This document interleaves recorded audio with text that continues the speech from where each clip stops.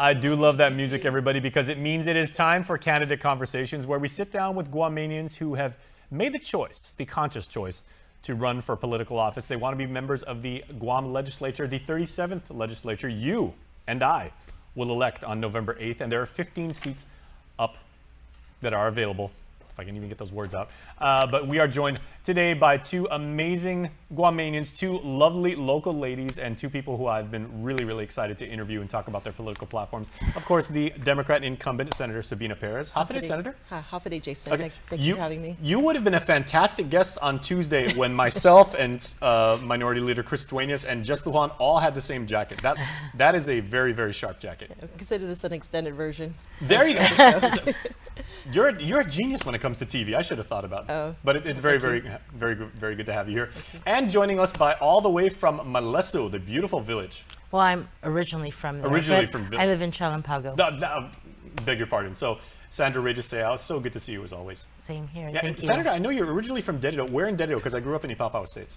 Oh, gosh, I forget the region. It wasn't Liguan. It was the older, I think, Kaiser. Kaiser, across the street. Kaiser, yeah. Okay. Yeah, there's a boonies behind our yard, so it was often our playground. Very cool. Yeah. It's nice and windy over there. It was cooler back then, I think. Yeah. And then Sandra, I had of course Senator Joanne Brown was here the other day, and she was saying like on those beautiful Pago Bay nights where you just kind of like look up at the stars and kind of just take in the beauty of nature. Just the sunsets, the sunrises. It's just gorgeous here. Ooh, if you had to pick one and only one, what would you pick, a sunrise or a sunset on Guam? I'd have to go sunset. I'm not a morning person. Okay. Well, and Senator, because we are talking to, among other things, you do oversee the environment. So this is a tough question. Are you team sunrise or team sunset? I think sunsets are amazing here. Yeah, I agree. Yeah, it's always varied. You never know what to expect, and yeah, nature does quite a show. Yeah. There are very few guarantees in life, but the one thing that we guarantee, Guam has the best sunsets in the world. I will put that up against like anybody. But you two and several of your colleagues are putting yourself up for re-election. So since the last time we spoke, Senator, we'll start with you. There's your camera, and you have 60 seconds to basically just tell the community about yourself, if you wish. Okay. Well, thanks, Jason, and Hafide, Guam. As you know, my name is Sabina Perez. I was born and raised in Guam. My background is in science and education as a medical technologist, diabetes researcher, and Simon Sanchez high school teacher, and now as senator. I'm running for re-election because I want to continue to serve you and contribute to overcoming Guam's challenges that we're facing today. I've delivered on my platform. I've worked hard and delivered on my platform of sustainability, where I've addressed illegal dumping through increasing enforcement capacity, ensuring clean drinking water through the Safe Drinking Water Act, modernizing animal welfare law through the PAWS Act, increasing transparency, how government spends taxpayers' dollars through procurement reform, expanding ethics training within government in Guam. As you know, the work of sustainability is not yet done, and I want to continue to build upon this work, and I humbly ask for your continued trust and support to continue this work. I'm number 15 on the Democratic side. I humbly ask for one of your votes. Thank you. Most excellent, Senator. Wow. Of course, and now, sustainability, it's not just something where it's only relegated to, people that are into the environment or just to academics and everything. That really is a key part of our lexicon here on Guam, and certainly you have contributed to that, so thank you. Thank you. All right, Sandra, you have 60 seconds as well. I know you have a very, very diverse background in academics and business and everything. So what is something that the community should know about you, if you wish? My name is Sandra Reyes Seau. I'm originally from Moriso. I was born here on Guam at Naval Hospital. My father was military, so I was raised in the mainland, mostly in Alabama and Tennessee, with a couple years in Hawaii and Germany. And then my adult life was in Fairbanks, Alaska, till a little over 10 years ago I came to Guam. And, as being a single minority woman, I was pretty successful in the States. I had the great opportunity for working with Wells Fargo and Sam's Club, and learned a lot from that. And, coming to Guam, I knew I was going to lose about 80% of my income, which I did.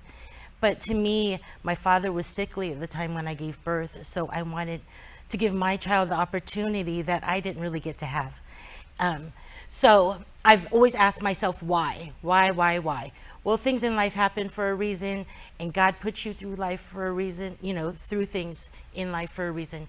So my why was each and every one of the people here on our island who has made it home, to take my personal experiences and all my successes in life to serve our island There you go. before I continue on with my life. Very, very well said, and certainly your aspirations are very duly noted. And as someone who had to sacrifice a lot when my dad got sick and everything, I certainly can empathize, unfortunately, and very much appreciate, because is there anything more noble for a child wanting to help the person who gave them life? So my hat's off to you for that. Yeah, I mean, growing up military, we only got to see our grandparents every so many years. Sure.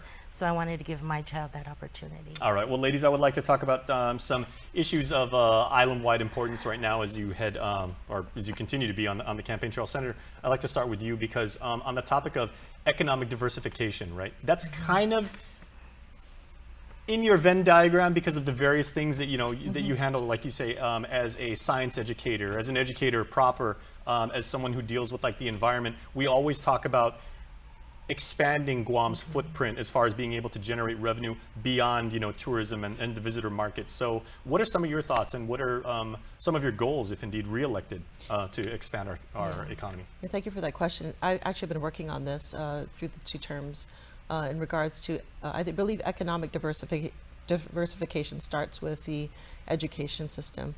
And so something I've been working on is a magnet school idea, basically expanding what GCC has in the different high schools and expand to different course offerings. I oversee labor. I see a shortage in a qualified pool of workers for many positions. And it's important that we're able to create pipelines within our school system to fulfill these positions that our community needs. So that's one way, one approach to economic diversification. I think when we invest in our time and resources into that could lead to other things. I think also what's very important is that we need to become an export. We need to export things. And I think with a sustainable approach, we need to look at renewable resources as a means to export. People have talked over the years, maybe we could do mangoes, we could do coconuts, but the topic of scale always comes up, and they're like, Right. okay, we could export, but can we do it at a level where we could export to enough territories, countries, what have you, and everything to make it worth the while? Yeah, absolutely. I think because we're in Asia, and we're kind of like in between Asia and the U.S., we can become a manufacturing center and export a lot of these things to the United States because there's a duty-free, take advantage of our duty-free status. Absolutely. And there's other things too, as far as, I believe creativity is an opportunity. So when we talk about music and arts, that's a renewable resource. And we see like England, they have a lot of artists. These are multi-million-dollar industries. And I think Guam, as a teacher, I've seen a lot of our students have that aptitude for creative arts. Oh, there you go. And this is something that we can definitely develop. And hopefully make the creative, the performing arts, again, like the litany of disciplines under that umbrella and everything, more of a commercial interest. I mean, that'd be great, because we got kids out here are so infinitely talented and everything, but they've got to do something else because they can't make money off of it. So good thought, Sandra. All right, Sandra, as someone who worked at Sam's Club, right? Yes, sir. I absolutely appreciate that as a marketing major and everything. So, and I also appreciate some of the thoughts that you'll now present about how we can diversify Guam's economy. I mean, you worked at arguably like the top retailer, the world has ever known. Even though, economy isn't part of my platform, of course I have to get involved. And so I've been reading up on it. We have to look at the resources we have. So going off of the senator's comments, we have to look at our resources. You have all these third world countries, we're receiving fish from Indonesia, the Philippines. The fishing industry is big. Why can't we do something like that? Fishing and farming, right, and exporting. I mean, we have a lot of Chamorros living in the mainland. There's lots of islanders living in the mainland that would appreciate, having the local fish that we have here. So for me, fishing and farming. And I'm pretty sure there would be an international market for the Manahawk run that we always have here. It's like a local joke, but I mean, we could create like demand for that outside our waters. And then all the military that come to our island love some of the stuff that we have here. Bring it to the States. All right, very well said. Okay, well, ladies, I am but one Guamanian. We actually polled the expertise and the curiosity of several of our neighbors right here for some video questions. And the first one comes to us from Veronica, a registered nurse at the Guam Memorial Hospital.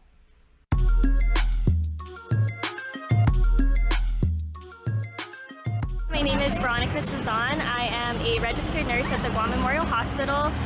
I have one question.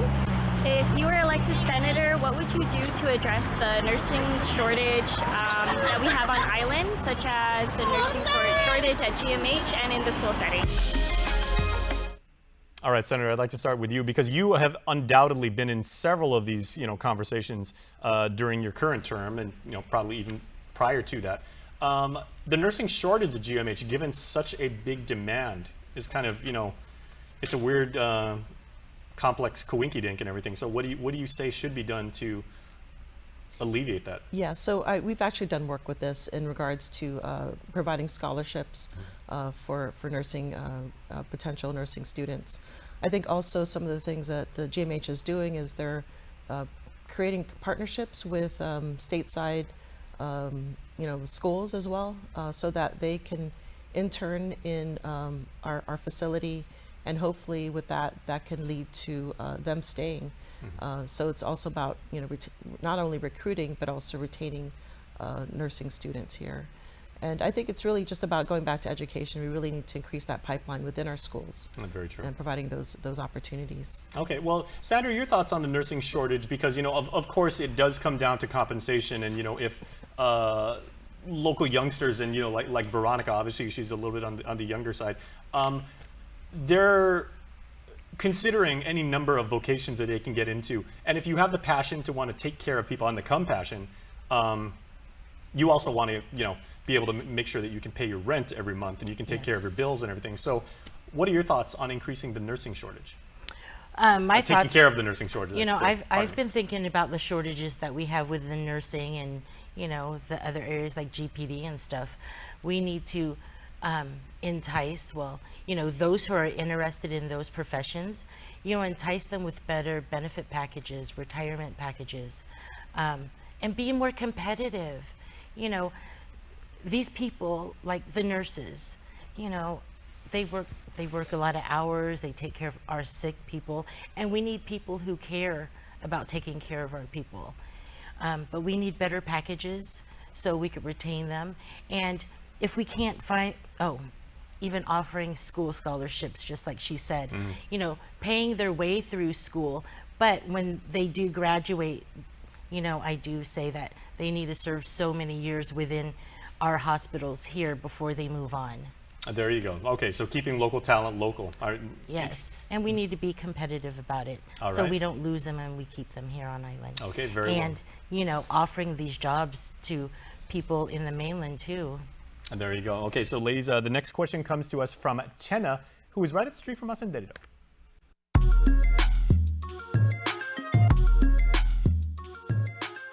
My name is China, and I'm from the village of Derrida.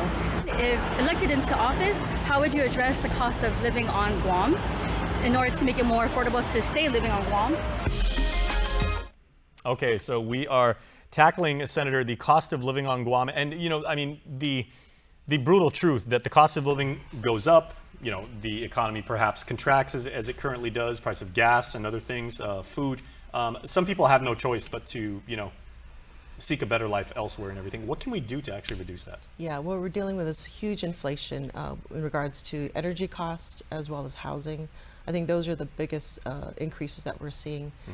We really need to sit down and find ways to reduce the cost of energy, short-term and long-term. So energy-wise, I know there was thoughts about, maybe having a lower cost of sourcing of fuel. Also, the risk, there's something that can be done with risk management where there's basically a cap set on price of fuel that is being purchased. That's something that could be also vetted. In regards to short term, obviously we recently passed legislation to help subsidize the cost.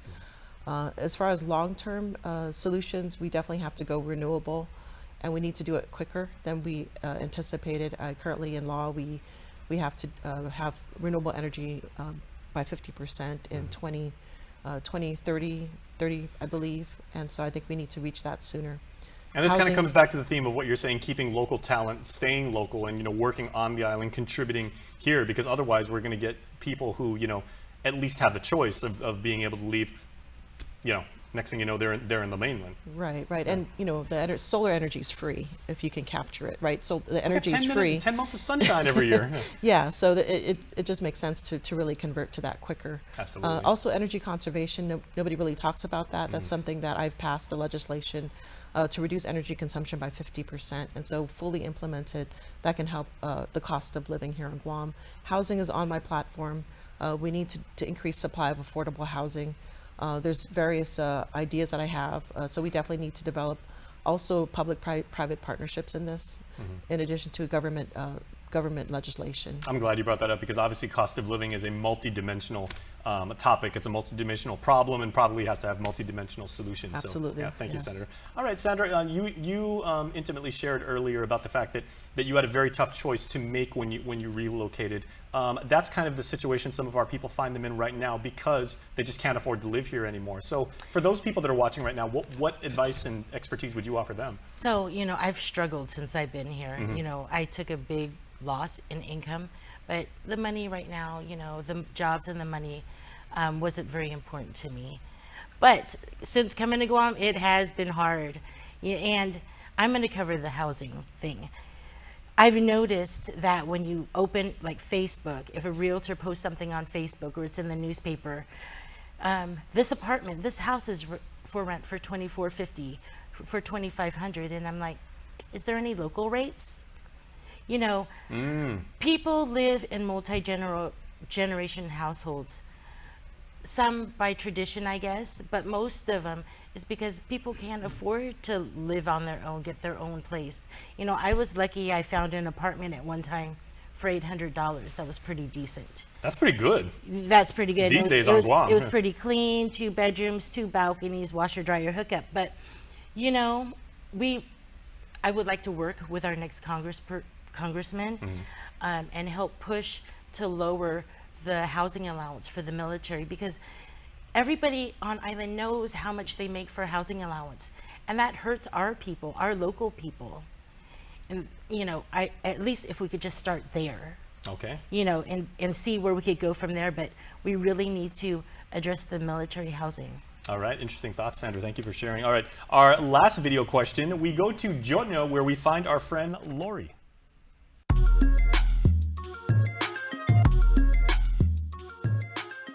Hi, my name is Lori Dukeson. I'm from the village of Zlotnia. If elected into office, how would you address the homeless issue on island? Okay, now any self-respecting Guamanian knows that Lori said she's from Jonia, but you see that beautiful mural in the background? That was distinctly Barrigada. That's a beautiful, beautiful mural. I know that area very, very well. All right, so Senator, homeless is a much more sensitive subject. I was taking my mom around this past weekend, and when we went down to, like where the courthouse is and where Sizzler used to be, there was a homeless person begging on every single corner. And I mean, my mom was mortified and everything. As a policymaker, Right. how do you see this from your vantage point, and what do you plan to do about it? Yeah, you're right. When we're growing up, the homelessness didn't exist, right? Because families could absorb, basically we had the infrastructure within our families to absorb any kind of, shortfalls in whatever income we had. I think now we're seeing, I think it's a symptom of a much larger problem, which, we're seeing the breakdown of families, and, just changes in our society. So it's going to take a holistic approach, something that I do in my policy making to address homelessness. So anything from affordable housing to, the meth epidemic that we're experiencing right now, I think is really, it's hurting us in many ways. So it's really going to take a concerted effort to address homelessness. I know currently the administration has opened up the homeless shelter. Of course, that's not enough, but we need to address the roots of the problem. Yeah, certainly homelessness has many, many different inputs into it, and certainly, with all due respect, Senator, probably one elected policymaker is not going to be able to solve that problem by themselves. So as you said, it's going to take many very smart people, very dedicated people working together. So thank you for sharing. All right, Sandra, what are your thoughts about, very disturbing, very heartbreaking to see, people with whom we share this island, having to stand on the side of the road, asking, can you spare some change? Can you help me out a little bit? So what do you want to do to eliminate that? Well, I was very sad about how they handled the homeless situation when we got, so much money to deal with the homeless situation when this pandemic started. I really wish that, because apparently there was not much of a plan to begin with. It would be nice to have a homeless shelter and have resources in there so people can come in, get the help they need so they can move them back out into society. And I have actually met with a lot of homeless people. Lucky for me, they weren't asking for money. There's a couple, they just want help. So I'm trying to get them on the waiting list at the homeless shelters because it's a couple months long. And the lady was like, everybody thinks everybody that's homeless is on drugs, but I'm not. That's very true. It's not a one answer situation. And then I did meet a guy at the Micronesian Mall intersection when I was waving. He was offering me an umbrella, and he admitted he does drugs. And so I'm like, don't you want more for yourself? So we need to make those resources available to those who want the help. So, and then get them into the shelter and get the resources needed so we could transition them back into society. All right. Well, but it's really hard when, the people want the help. Exactly. Well, and if in fact elected as one of the 15 senators, I know that's probably going to be one of the first things you do, because certainly the constituency will be looking to you for that kind of help. So thank you for sharing. We need to go out there and reach out to them. Right. Okay, that was a very, very sensitive topic, obviously. But the next few questions we have are lightning round, where we find out a little bit more of the personal side about each of you, if you don't mind sharing. Okay. This not as sensitive, but we'll start with Senator Sabina Perez. Senator, what was the last show or series that you binge watched? I think something with science, maybe? Or? No, actually, it's funny. I watch Crown. The Crown, I think, was very interesting. Oh, I'm waiting for season 5. Are you kidding? That comes out December, I think. Oh, yeah. That was something I rewatch. Did you find that the actress, I should know this off the top of my head, but did you enjoy the series more when the Queen was portrayed as the young princess, or when she already, assumed the crown and ascended to the throne? Yeah, I think initially I had to get used to the second the actress, but I think I like both equally. Yeah. Yeah. It is a stunning series on Netflix. Very, very good. Yeah. Very good one. Sandra, what have you recently binge watched? I don't really watch TV. Okay. But if I do, it would be a reality show. So I believe the last ones I've watched was Naked and Afraid and The Impossible Jokers. Okay. Yeah. Naked and Afraid is crazy. I like reality shows. I like the competition and all that, but I couldn't do it myself because I can't do bugs. There you go. Well, I can't do mosquitoes. Yeah. Okay, well, there's a lot of them on Guam, so hopefully you fare better against those. Yes, I carry off. Yeah, the ones in the States are really, really big. All right, back to Senator Sabina Perez. Senator, who is your role model? That's a good question. I think recently, I think Viola Davis, because of the adversity that she's overcome. I think it's just amazing, the level of poverty that she experienced, the sexual abuse, the racism, and she was able to overcome that through believing in herself and taking up the career in acting. So I see she is tremendously gifted. Yes, and I think that anybody who's overcome adversity in their life, to turn that over and become successful as she has, I think is is a good role model for me and for anybody. Very, very nice. Well said too. Sandra, who is your role model? I'm going to use a role model within our legislature. I have two actually. Okay. Jim Moylan. Okay. Because for me, as a public servant, someone who's been, as a senator, for me, you have to be consistent in what you do. You just don't do things just because it's election time. And Jim, I knew him before I even thought about politics because he supported me while I was in Boy Scouts. So every year he does the same thing. He supports everything, and it's not just during election time. And I admire him because he's always busy. Okay. And then I wonder who you're voting for Congressman. And then my other one, and he also addresses issues, even though it's not a big chunk. He takes little bits and pieces, working his way to the final product. Okay. But my other one is Therese Terlahi. Okay. I really like her. She's for the people, and she's a fighter. So Very those true. are the two people that I look up to. Okay, Sabina Perez is a real big fighter too. But Yes. just throwing that in there, Senator. maybe you could have 3 by the time this Right? interview is over, perhaps. And we got a few more minutes. All right, Senator, back to you. How do you unwind after a long day? Well, I Watching wish, The Crown, I guess. yeah, I wish my answer was more walking and unwinding. I think that's the stuff I'm trying to, as far as sustainability, that's something I should be doing more, right? But I think, comedy, I think I like watching comedy too. Nice. As well. So like Daily Show, Trevor Noah, that's something I like to watch. I also get some news out of it too. So it's a functional type of unwinding. Would you say it's maybe a little bit of catharsis because you can kind of like laugh at some very topics that I know are very very close to you as a professional politician? Yeah, and I think like comedians are also philosophers in some ways. So they're able to see things in a different light and make some sense out of things. Very true. Most comedians I know, they're also very very sad people, but they find their reprieve through their comedy. But that's a completely different interview there. All right, Sandra, how do you unwind after a long day? Well, I would love to go walking, but I had to quit walking last May because I have some breathing issues. So, And places where there are no mosquitoes, of course. right in my bedroom. Yeah, I just relax on my bed and scroll Facebook. There you go.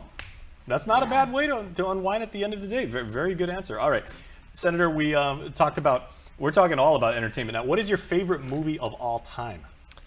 Well, I tend to have movie amnesia, but the ones that stick, so like I like, The Hobbit, anything, The Lord of the Rings, that sort of thing. Have you watched a new series on Amazon? No, I haven't been able to. Rings of Power is amazing. You probably like that. All right, so anything having to do with The Hobbit? Yeah, I think those stick. So it's, these are epics and just basically this idea of, the underdog, right? Being able to overcome a lot of this adversity, I think is maybe that's what resonates with me with these type of novels and movies. Okay, hopefully the Eye of Sauron is not on our Harmon Studios like for a really long time. But Sandra, the guys in the back are laughing at that for some reason. I don't know why. What is your favorite movie? I just started watching movies with my son. Very nice. Yeah. That's a great way to spend a day. So what is your favorite movie of all time? Or his? Oh gosh, I don't know. I'll have to say Twilight. That's the only one I could remember. But Not we bad. have since There's 5 of them, so you got to figure one of them is pretty good. Since everything's been opened up, my son and I have been watching movies together because he likes to go to the movies. And everything that we've watched so far has been really good, except for one. We actually walked out, but yeah. All right, real quick before we go to our last question, are you Team Edward or Team Jacob? Edward. Familian vampire or familian werewolf? Vampire. Vampire, okay. That everybody always goes for Well, he was pretty the hot. vampire. There you go. He's also Batman now, so in case you didn't know. All right, final lightning round question. I'm learning a lot about the two of you from this. Senator, what is one word that can describe you accurately? One word. Accurately. Deliberate. That's a good one. Yeah, Deliberate. deliberate. Okay. Kind of like Iceman in Top Gun. You don't make many mistakes. Everything's very methodical, very thought out. Right. Yeah. Just take my time to try to look at the information and so That's a great description. Good word, deliberate. All right, Sandra, I know Sandra's thinking really hard right now. One word that best describes Sandra Reyes Seau, if you please. Okay, this is going to be sad, but it's lonely. Yeah. I mean, Would you care to explain? sure. Even though Guam is my home and I have tons of family, I don't know. I don't really have friends. All the friends I have were people who knew me since I ran last election. That's how I met all the people I do know and then I hang out with. But I really don't talk to anybody. And if I do, I talk to my friends from Alaska. Okay. But yes, I don't usually go out, and I don't really like the bar scene. And yeah, I don't usually, it's only just work. Well, thank you for sharing. That was very big of you. And hopefully, if you are in fact elected along with Senator Sabina Perez, you'll have 14 people that you can talk to with great frequency. Yeah, you're going to have to talk to at least 14 people like all the time. Yeah. So Senator Sabina Perez and Sandra Reyes Seau, thank you for giving me some of your time, and thank you for sharing with our beloved community. And we wish you both the best of luck as we head towards November 8th. Yeah, thank you so much, Jason. Thank and you. Thank you to Guam. Well done, November ladies. 8th. Congratulations.